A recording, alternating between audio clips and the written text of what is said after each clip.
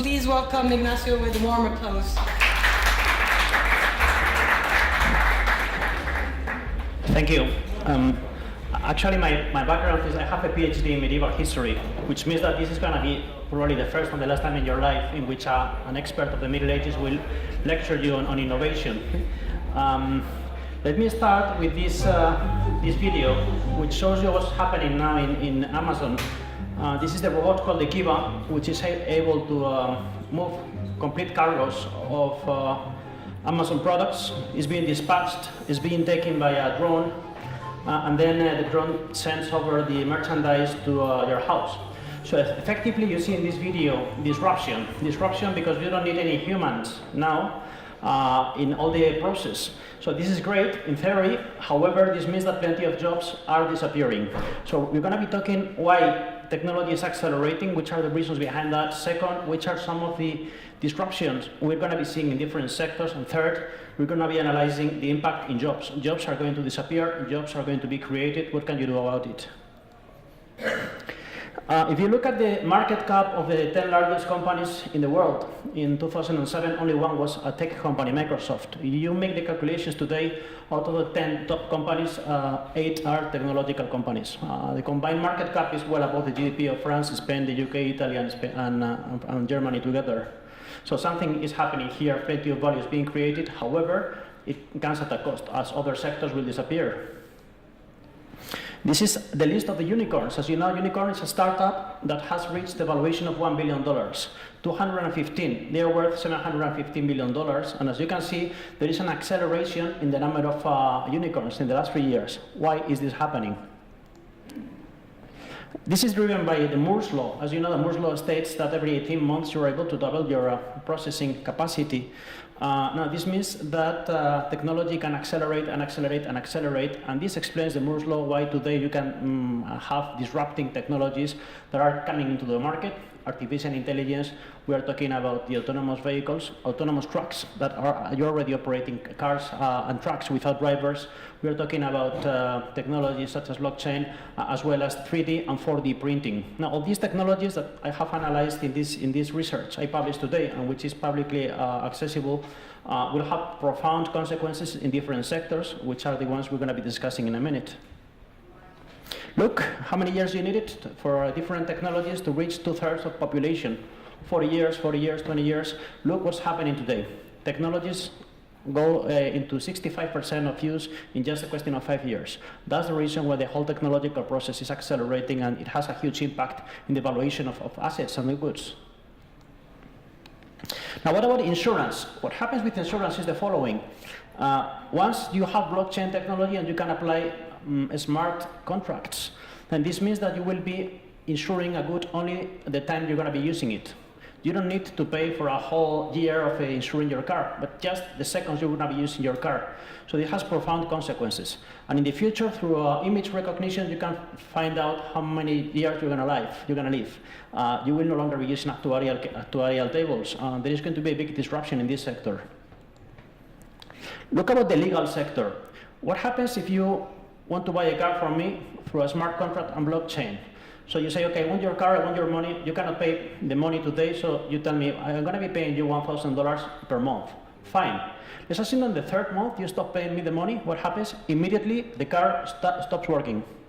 You can do it with a smart contract, which is the implication that first, you don't need to draft a contract with a lawyer. And second, if you stop paying me, you don't go to a court saying, please go after this guy because he's not paying me, and then 4 years of litigation. It's over. It's going to be solved through smart contracts. So many people believe that 1/3 of the sector is going to disappear. Today, 60 million patent disputes is happening through eBay. You don't need lawyers, you don't need judges, and this is going to have a huge disruption in this profession. This is about the retail. This is Amazon Go, which basically allows you to buy a good and to go out. As you can see, this guy is not stealing anything. As he's passing over this white thing, immediately he gets the debit on the credit card.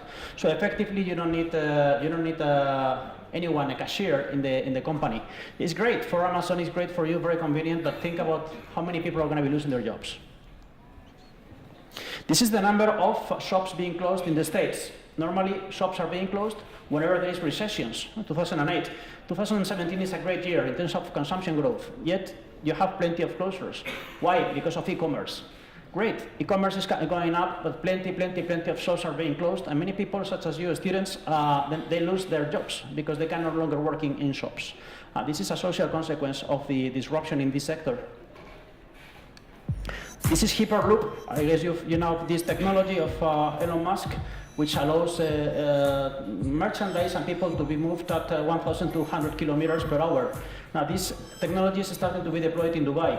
If it succeeds, this is the end of the automobile industry, perhaps the plane industry. So this has also profound consequences because many people live out of making cars.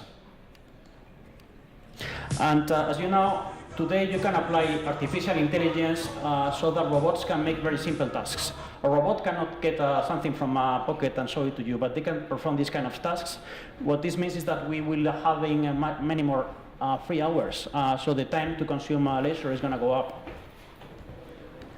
So how many jobs are going to disappear? Rule of thumb is that if you are making a job in which 70% of the tasks you do are automated tasks, then your job is off. So effectively, between 10 to 50% of jobs are going to disappear. I go for the 10. However, if you look at jobs of very humble people, low education, low salary, 1/3 of these jobs are going to disappear. So this means that we're going to be facing huge social consequences. We'll give you an example. There is 3 million truck drivers in the States, 3 million. Once the autonomous truck is over on the streets, and it's starting to happen, these 3 million people will not have a job. And this is going to have huge social and political consequences. 1 million people working in call centers in the States. Today, using machine learning and artificial intelligence and the chatbots, you can replace these guys with computers. 1 million people on the street without much education, imagine the impact. Look at countries. This is McKinsey. The darker the blue, the higher the risk that you lose your jobs. Gray is countries that have not been studied. So effectively, countries which have huge risk because of artificial intelligence is Russia, Brazil, Argentina, Colombia, Mexico, Turkey, China, India. So this means that inequality is going up in societies, but also inequality is going to go up between countries. The countries that are going to be suffering the most out of this revolution are precisely emerging markets. Adidas just opened 2 factories this year. Not in Bangladesh, not in China, not in India. One in Germany and one in the US. Why? Because of 3D printing. You just don't need many more laborers as in the past. And this is the impact of job destruction by your level of education.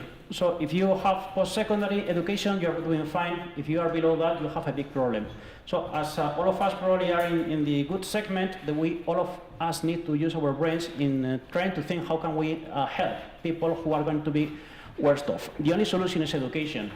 So let's use massive open line courses, let's use technology to help people which are going to be suffering a lot, and we should be thinking about that.